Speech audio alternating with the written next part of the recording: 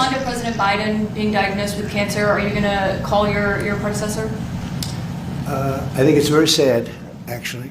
I'm surprised that it wasn't, the public wasn't notified a long time ago, because to get to stage 9, that's a long time. I just had my physical. You saw that. You saw the results of that particular test. I think that test is standard to pretty much anybody getting a physical, good physical. You said last week that you thought nothing was going to happen, no advances would.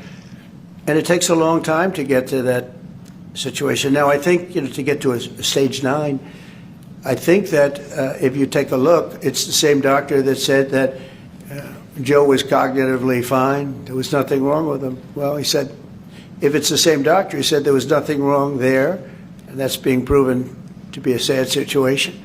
There are things going on that the public wasn't informed, and I think somebody's going to have to speak to his doctor. If it's the same, or even if it's 2 separate doctors, why wasn't the cognitive ability, why wasn't that discussed? And I think the doctor said he's just fine, and it's turned out that's not so. It's very dangerous. Look, this is no longer politically correct. This is dangerous for our country. Look at the mess we're in. You're talking about all these questions on Ukraine and Russia that would have never happened. As an example, if I were president, it would have never happened. The other thing is you have to say, why did it take so long? I mean, when this takes a long time. It can take years to get to this level of danger. So it's a very, very sad situation, and I feel very badly about it.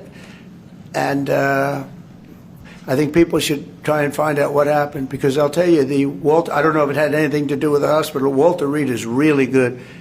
They're some of the best doctors I've ever seen. I don't even know if they were involved, but a doctor was involved in each case. Maybe it was the same doctor, and somebody is not telling the facts.